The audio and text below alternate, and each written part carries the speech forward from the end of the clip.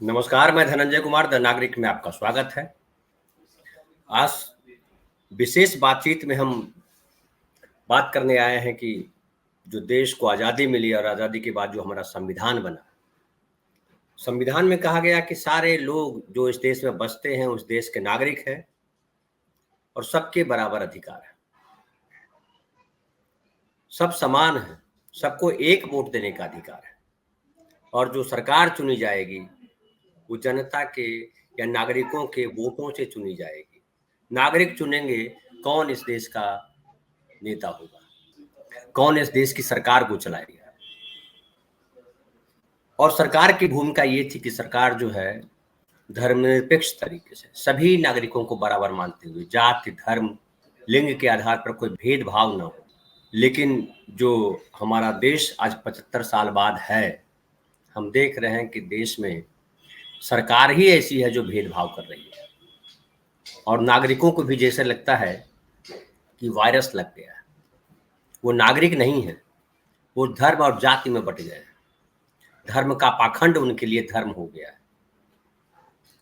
आज इन्हीं सब पर चीज़ों पर बात करने के लिए कैसा क्यों हुआ और आगे क्या दिखता है, कैसे हम सभ्य देश के सभ्य नागरिक बनेंगे, इस पर बात करने के लिए हमारे साथ हैं वरिष्ठ रंगकर्मी, थिएटर प्रेलेवेंस के सूत्रपातकर्ता मंजुल भारद्वाज। मंजुल भाई, आपका स्वागत है हमारे कार्यक्रम में। जी मंजुल भाई, आप जो है लंबे समय से रंगकर्म में जुड़े हुए हैं। रंगकर्म को लेकर के आप जो है दुनिया भर के देशों में गए, देश में भी हर हिस्से में गए, देश के मणिपुर से मुंबई तक तमाम जगहों पे आप पिछले 30-32 सालों से रंगकर्म को लेकर के सक्रिय है और काफ़ी काम किया है। अब वर्कशॉप भी करते हैं और आपका जो रंग सिद्धांत है थिएटर ऑफ रेलेवेंस, वो कहता है कि कला जो है सिर्फ कला के लिए नहीं है, कला मनुष्य के जीवन में बदलाव लाती है। हमारे यहाँ कहा गया साहित्य संगीत कला विहीन साक्षात पशुपुच्छ विषानहीन। साहित्य संगीत और कला से विहीन मनुष्य पूंछहीन पशु के समान है। लेकिन बड़े सारे रंगकर्मी कहते रहे कि कला बदलाव नहीं लाती है, कला बस उसकी भूमिका है कि कला आपको सुंदर दिखती है, सुंदर दिखाती है, बस एक प्रदर्शन है कला। लेकिन आप कहते हैं कला बदलाव लाती है। तो हमारे देश के जो नागरिक हैं 75 साल से उनको नागरिक का दर्जा दिया गया है, वो नागरिक धर्म को भी नहीं समझ पा रहे हैं और वो पाखंड में इस तरह फंस गए हैं कि आज देखिए कि चौतरफा जो है सांप्रदायिक रंग बिखरा हुआ है, सांप्रदायिकता में घिरा हुआ है हमारा देश। किसानों को लेकर के आंदोलन चल रहा है, किसानों को आतंकवादी खालिस्तानी तक कहा जा रहा है। मणिपुर में जो घट रहा है वो धर्म के नाम पर जो किया जा रहा है, धर्म के नाम पर जो राम मंदिर बनाया गया और उसके पहले बाबरी मस्जिद तोड़ी गई, उसके अलावा काशी मथुरा बाकी है, वगैरह वगैरह सब किया जा रहा है। ये सब क्यों हो रहा है? आपने दो सवाल पूछे। पहला कला के बारे में आपने पूछा है, थिएटर ऑफ रेलेवेंस रंग सिद्धांत के बारे में पूछा है, दूसरा धर्मांधता के बारे में पूछा। तो मैं पहले थिएटर ऑफ रेलेवेंस रंग सिद्धांत ने क्या बेसिकली मौलिक रूप से क्या तोड़ा है या क्या सृजित किया उसके बारे में बोलता हूँ। देखिए, कला विद्रोह है और कलाकार विद्रोही है। ये हर उस सत्ता को पता है जो सत्ता में बैठे हैं और उनको जो है सत्ता चाहिए होती है, उनको विद्रोह नहीं चाहिए होता है। इसलिए थोड़े मैं ब्रीफ करूं कि जो शीत युद्ध हुआ उसमें पूंजीवाद था और साम्यवाद था। नाटक कला के दो पक्ष है, एक है चैतन्य जिसको हम विचार कहते हैं, विचार की अलौकिक अवस्था जो है वो विवेक है, और दूसरा है उसका सौंदर्य। तो सौंदर्य जो है एस्थेटिक जिसको हम कहते हैं, चैतन्य और एस्थेटिक दोनों मिलके, सौंदर्य शास्त्र मिलके कला को परिपूर्ण बनाते हैं। तो सत्ता ने क्या किया? पूंजीवादियों ने कहा कि कला का सामाजिक सरोकार नहीं है और आप जो है नाचिए गाइए और फिर आगे बढ़िए और ताली बजाइए और सत्ता के टुकड़ों पे पलिए। दूसरा जो साम्यवाद था उसने इस विधा का अपने एजेंडा को एजेंडा का प्रोपेगेंडा करने के लिए उपयोग किया।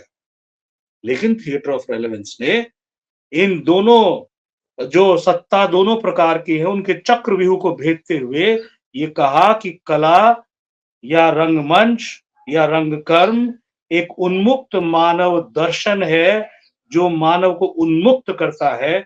इसलिए 32 सालों के अपनी यात्रा में थिएटर ऑफ रेलेवेंस ने हर सत्ताधीश को आईना दिखाया है और कहा है कि दर्शक को बेवकूफ बनाना बंद कीजिए। अब दूसरी बात करें कि धर्मांधता तो तब से है जब से मनुष्य को भय लगा, या मैं कहूं कि धर्म जो है वो पहली सत्ता है, पाषाण युगीन सत्ता है। जब मनुष्य को नहीं मालूम है था कि प्रकृति की क्या खेल है, क्या लीलाएं हैं, क्या रचनाएं हैं, और उससे वो अपनी जान बचाने के लिए भयभीत था। इसलिए उन्होंने एक एक चार्टर बनाया कि, और वो चार्टर जो है वो क्या नाम है, इस तरह से बनाया कि बाहर कोई है शक्ति, उस शक्ति का आप आवाहन कीजिए और शक्ति से डरिए, और उस शक्ति से डरने के साथ साथ फिर वो जैसे हमारे यहाँ मंत्री संतरी सब व्यवस्था, कोई कलेक्टर लगाया हुआ है, तो धर्म सत्ता ने भी अपने कलेक्टर लगाए हर धर्म में, और वो जनता को कहीं किसी मस्जिद के नाम पे, किसी पत्थर के नाम पे, किसी क्रॉस के नाम पे वो उसको लूटते थे। उस वक्त वो दान और कर दोनों वो उगाही के रूप में करते थे। अब आपने आपने शुरुआत में कहा कि संविधान ने सर्व धर्म समभाव के साथ हम सबको अपने अपने धर्म का पालन करने की आजादी दी है। बिल्कुल सही बात है। और धर्म को हमारे संविधान में एक व्यक्तिगत दायरे में उन्होंने सीमित रखा कि आप अपने व्यक्तिगत दायरे में किसी भी ईश्वर को मानिए, भगवान को मानिए, धर्म को मानिए।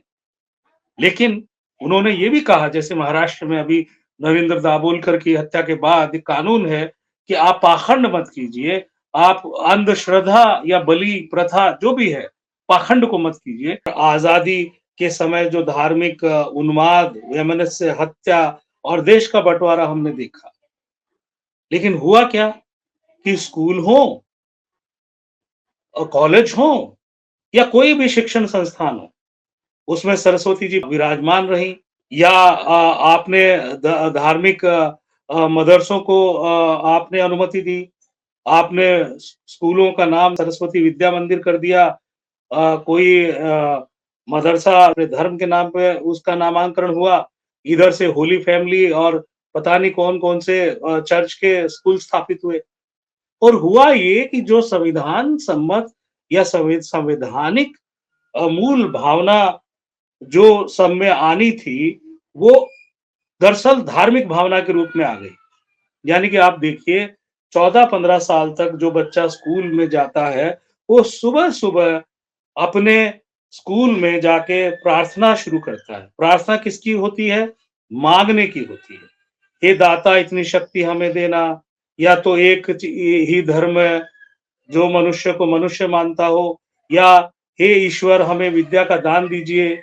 मतलब सारे धर्मों के शिक्षण संस्थाओं में, और सबसे बड़ी त्रासदी है कि हमारे सरकारी स्कूलों में वही भगवान को लेकर के पूजा जाता है सुबह-सुबह जब बच्चे जाते हैं स्कूल में, और वहां से वो बच्चों के दिमाग में ये शुरू हो जाता है कि हाँ एक ईश्वर है, एक कोई बाहरी शक्ति है और हमें उसको मान के चलना है। और यहाँ विरोधाभास देखिए, उसी स्कूल में विज्ञान पढ़ाया जाता है, और उसी स्कूल में जो है भगवान उनके अंदर रोपित किया जाता है, प्रस्थापित किया जाता है। जो बोलते हैं ना 70 साल में क्या हुआ, उन सरकारों ने 70 साल में धर्मांध पैदा किए, और उनको ये कभी सपने में भी नहीं आया कि जो बाबा साहब अम्बेडकर ने कहा था कि अगर विवेकहीन व्यक्तियों के हाथ में ये संविधान लग गया तो ये संविधान निरर्थक है, और विवेकवान व्यक्तियों के हाथ में ये रहेगा तो ये भारतीय नागरिकों के मौलिक मानवीय अधिकारों की रक्षा करने में सक्षम है। लेकिन इन्होंने अपने सपने में नहीं सोचा कि ये जो सरस्वती मंदिर आप जो है वो क्या नाम है आरएसएस की स्कूलों को आप मान्यता दे रहे हैं, अपना सरकारी पैसा दे रहे हैं, इससे कौन सी कौम पैदा हो रही है, ये सरकार को होश नहीं आया। सरकार अपनी ही उसमें उलझी रही। हाँ, थोड़ी बहुत जागरूकता नेहरू जी को थी वो जब तक रहे तो शिक्षण संस्थाओं में कहीं न कहीं उन्होंने वामपंथी व्यक्तियों को मुखिया बनाया और इस कूड़े-करकट को बाहर किया। लेकिन आप देखिए 70 साल में आप 10 साल एक पीढ़ी के लगा लें तो 7 पीढ़ियाँ चली गई और हमारी भारत सरकार को नहीं पता चला कि हम धर्मांध पैदा कर रहे हैं और आज वही धर्मांध इस संविधान का विरोध कर रहे हैं और इसको भारत की बजाय हिंदू राष्ट्र बनाने पे तुले हैं। तुले क्या है आप देख लीजिए हर रोज अभी आप किसान आंदोलन की आपने बात की तो एक वर्दीधारी अ, हमारे सिख समुदाय के अधिकारी जो है उनको बंगाल में साफ-साफ कहा तुम जो है वो क्या नाम है खालिस्तानी हो। इतना संख्या बल जो है वो विवेक शून्य होके एक भीड़ में तब्दील हो गया मित्र। अवस्था इस देश की ये हो गई। ये जो धर्म का जो विषय है, धर्म में आस्था इंपॉर्टेंट हो जाती है, विवेक जो है पीछे चला जाता है। विवेक जो है, हालांकि हर जगह विवेक को महत्व दिया गया है। डिस्क्रिशन, ये आपका डिस्क्रिशन है जिसको मैं वीटो भी बोलता हूँ।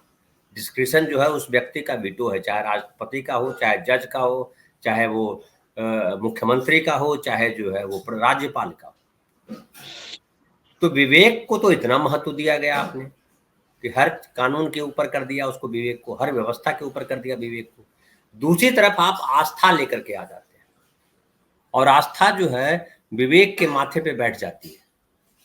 आस्था विवेक को एक तरह से कहिए कुचल देती है। अभी हाल में जो वर्डिक्ट आया था सुप्रीम कोर्ट का राम जन्मभूमि बाबरी मस्जिद को लेकर के, वो सबूत के आधार पर नहीं था, वो आस्था क्या था कि हिंदू बहुमत है और वो आस्था चाहती है कि हाँ मंदिर बने, इसलिए मंदिर बनाया जाए। तो ये जो आज हम जी रहे हैं वैज्ञानिक युग में, आज विज्ञान हमको हर जगह हेल्प करता है।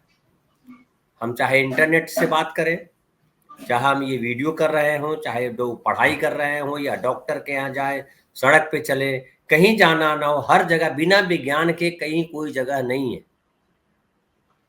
कोरोना में हमने देखा कि जो है वो मंदिर और मस्जिद बंद कर दिए गए, गुरुद्वारा चर्च सब बंद कर दिए गए और डॉक्टर का अस्पताल, डॉक्टर हर जगह खुला था और लगा कि वही बचाएगा। टीके का आविष्कार किया गया। ये जो सरकार राम मंदिर बनवा रही थी, वो सरकार हवन करवाती, टीका बनवाने की क्या जरूरत थी? हवन कराने से वो ठीक हो जाता।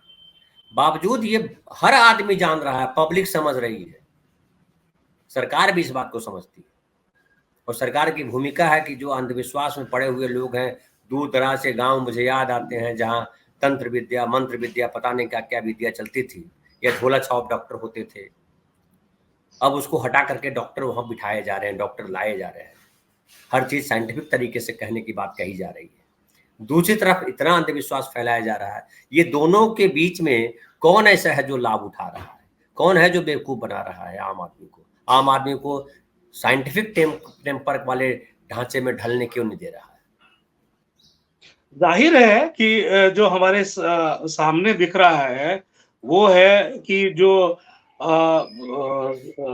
संघ ने यानी कि आरएसएस ने जो 70 साल से कॉन्स्पिरेसी रची, जैसे गांधी के खिलाफ एक कॉन्स्पिरेसी षड्यंत्र उन्होंने रचा, फिर नेहरू के खिलाफ एक षड्यंत्र रचा, फिर सुभाष चंद्र बोस को लेकर के कोई कथा बनाई, फिर भगत सिंह को लेकर कोई कथा बनाई, फिर देश के अलग अलग जो कार्यक्रम हुए उसके बेस में उसके लिए एक षड्यंत्र रचा। तो धीरे धीरे वो परकुलेट होते होते एक जहर बन गया और उस जहर को हवा तब मिली जब मनमोहन सिंह ने अकूत पैसा जो है हिंदुस्तानियों के हाथ में दे दिया। तो हिंदुस्तानियों के हाथ में दे दिया जब अकूत पैसा, तो अकूत पैसा देने के बाद आरएसएस ने और कॉरपोरेट ने मिलके, क्योंकि देखिए मनमोहन सिंह ने अमेरिकी कॉरपोरेट पूंजीवादी लॉबी के सामने झुकने से इनकार कर दिया था, इस बात को आप ध्यान रखिए। और उन्होंने जब हथियारों की डील साइन नहीं की थी अमेरिकी लॉबी से, अमेरिका को लोग जो है बोलते हैं बहुत अमीर है, लेकिन उसका सबसे ज्यादा व्यापार जो है हथियारों को खरीद बेचने से होता है। और हथियार क्या करते हैं?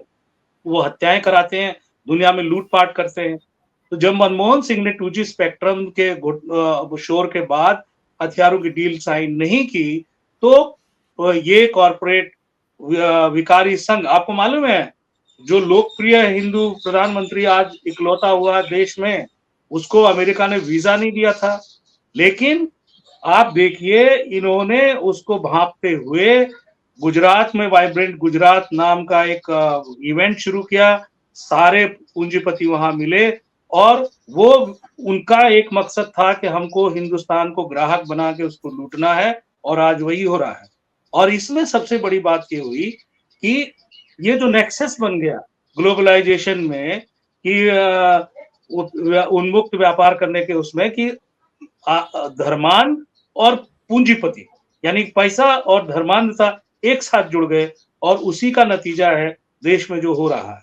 अब आते हैं बात आस्था की। आस्था कहीं भी हो दुनिया में, वो ऐसा अंधा गहवर है, अंधी गुफा है, या कहते हैं वो अंधा कुआं है जो किसी की मदद नहीं करता। और इसमें जो ये आस्था को जो चुनौती नहीं दी, आस्था को कब चुनौती दी जाती है? जब आपका बाल मन आपके लिए एक विचार बना रहा होता है, वो अपने जीवन मूल्य गढ़ रहा होता है, तब तो आपने इतनी शक्ति हमें देता उसको दाता सिखाया 14-15 साल से लेकर के। उसके बाद आपने उसको जो है जीने लायक, पेट भरने लायक कुछ तकनीक आपने दे दी। वो तकनीक आपने दे दी तो उन तकनीक को उन्होंने बेचा, लेकिन उनके जीवन मूल्य में वो आस्था उनका जीवन मूल्य बन गया। वो अंधेरा जो है वो उनकी जिंदगी का कभी रोशन नहीं हुआ। और जब आस्था का अंधेरा रोशन होता है मित्र, तभी विवेक की लौ जलती है। अब विवेक की लौ जो है कोई नहीं, हमारे शिक्षा संस्थाओं ने, हमारी शिक्षा पद्धति ने उस लौ को कभी नहीं जो है जलने दिया और आस्था के अंधे गहवर में टिकाए रखा। यही 70 साल के आजादी के बाद शासन का सबसे बड़ा फेलियर है, असफलता है। आपने बात की विज्ञान की, वैज्ञानिकता की। देखिए, हम ये मानते हैं कि पूरी प्रकृति विज्ञान है। पूरी प्रकृति जो है वो रिसाइकल करती है, वो निर्माण करती है, वो अपनी सूरत बदलती है, वो मृत्यु भी देती है और जन्म भी देती है। मनुष्य ने क्या किया? मनुष्य ने उस प्रकृति के चंद सूत्रों को डिकोड किया। जैसे गुरुत्वाकर्षण का नियम है, जैसे उड़ान कैसे भरे, एक ओजोन लेयर है, जैसे प्रकृति कैसे अपने आप को, हवा का वेग है, पानी कैसे बनता है, इनको डिकोड किया। और इनको डिकोड करने के बाद जो सूत्र बने, उसके बाद वो सूत्र तकनीक में बदल गए। अब ये विज्ञान और तकनीक अलग है। जैसे आपने कहा मोबाइल है, मोबाइल विज्ञान नहीं है, विज्ञान से उपजी हुई एक तकनीक है जिसका हम संचार माध्यम के लिए उपयोग कर रहे हैं। ये अपने आप में विज्ञान नहीं है, बाय प्रोडक्ट है ये। तो सारे के सारे सत्ताओं ने विज्ञान के सूत्र लेकर के इस बाई प्रोडक्ट को सत्ता का हथियार बनाया, यानी कब्जा करना। जैसे आप देखिए अल्फ्रेड नोबेल है, उसने डायनामाइट बनाया। डायनामाइट अपने आप में विज्ञान नहीं है, वो तकनीक है, लेकिन डायनामाइट क्या करता है? विध्वंस करता है। फिर E=mc² का उपयोग करके डी रूजवेल्ट अमेरिका के राष्ट्रपति ने एटम बम बनवाया। वो एटम बम ने क्या किया? विध्वंस किया।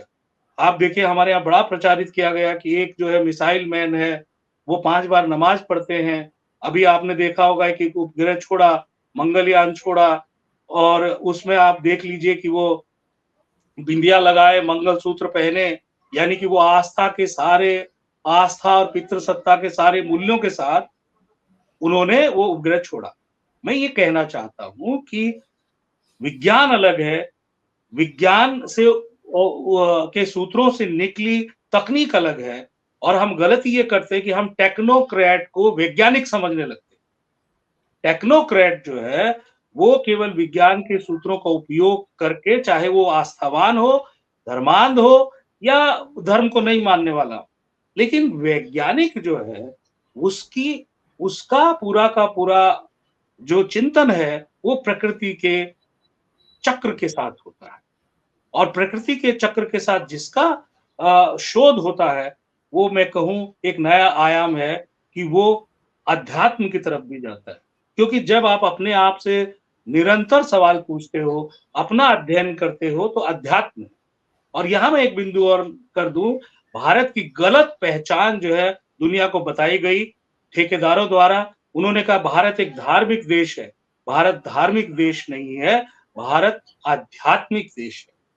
तो आज की जो सत्ता है वो धर्मांध, पूंजीवाद, नेक्सस है, वो किसी को कुछ नहीं समझता है। और वो इसीलिए ये कांड कर रहा है, ये प्रपंच रच रहा है कि अभी देखिए कितना हास्यास्पद है कि जो टीवी के माध्यम से, सैटेलाइट के माध्यम से, पूरे विज्ञान के फार्मूलों का उपयोग करके, टेक्निक का उपयोग करके हर रोज प्रचार प्रचार में लगा हुआ है, वो जो है वो कहता है कि अरे अभी तो जो मंदिर बना है वो बाल शिशु हैं, उनको दोपहर में 1 घंटा आधा घंटा विश्राम दीजिए। तो मित्र, झूठ, मिथ्या, हिंसा, ये धर्म के बुनियाद है। शोषण ये धर्म की बुनियाद है। ईश्वर जो है वो शोषण का सबसे आदिकाल से लेके आज तक कारगर हथियार है कि सत्ता को शोषण करना है जनता को, तो उसको विज्ञान से, प्रकृति से मत जोड़िए, उसको भगवान से जोड़ दीजिए। क्योंकि एक बात देखिए कि क्या कहा जाता है, भगवान हमारे माँ बाप है। अगर भगवान माँ बाप है, कौन सा भगवान चाहता है मित्र, ये सोचिए, हृदय विदारक घटना है ये, जो 3 साल की बच्ची के लिए बलात्कार होने देता है, जो 5 साल की बच्ची का बलात्कार करके मंदिर में मार दिया जाता है, जो 80 साल की महिला से बलात्कार करके मार दिया जाता है। जिन लड़कियों ने, आप देखिए कितनी विडंबना है ये, जिन लड़कियों ने देश का नाम रोशन किया, देश की शान बढ़ाई, ओलंपिक में मेडल लाई, उन्होंने जब अपने यौन शोषण की शिकायत की, तो ये जो मंदिर के उद्घाटन में व्यक्ति बैठा हुआ था, जो सत्ताधीश है, वो अपनी नीचता का हर पल सबूत देता है।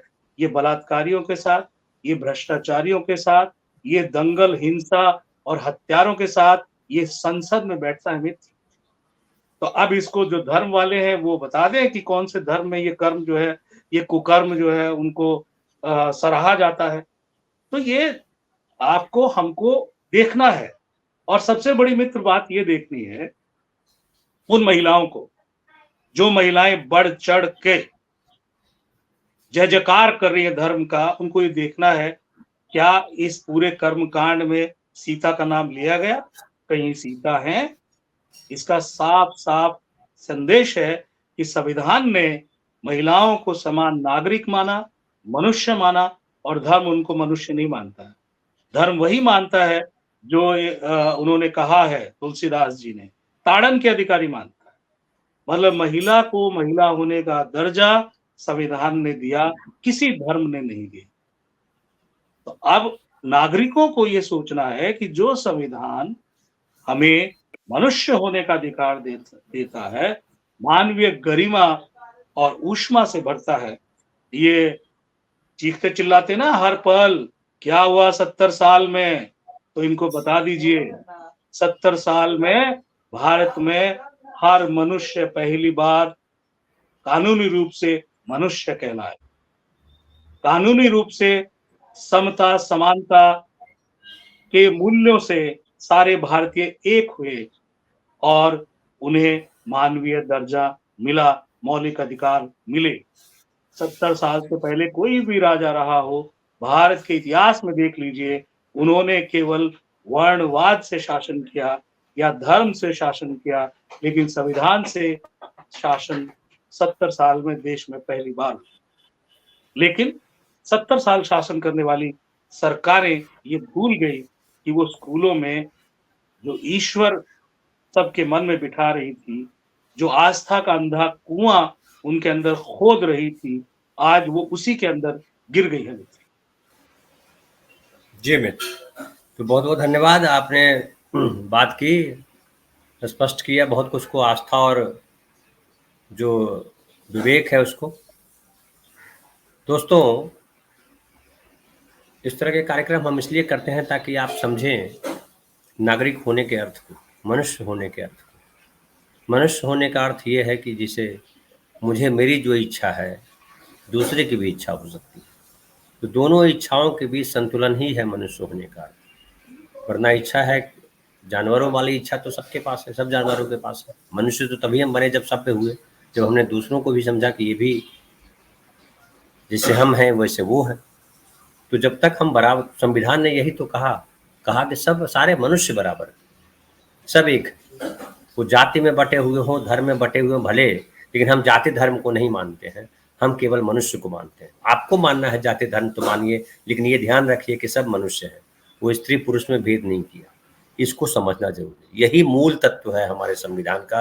और यही बिल्कुल सही कहा मंजुल भारद्वाज ने कि 70 साल में क्या दिया सरकार ने, तो 70 साल में संविधान ने, इस सरकार ने हमें दिया अधिकार कि आप अमीर हो या गरीब, किसी भी जात के हो, किसी धर्म के हो, सब नागरिक हैं, सबको एक कहा और सबको बराबर अधिकार दिया, जिसको समझना जरूरी है। बहुत बहुत धन्यवाद।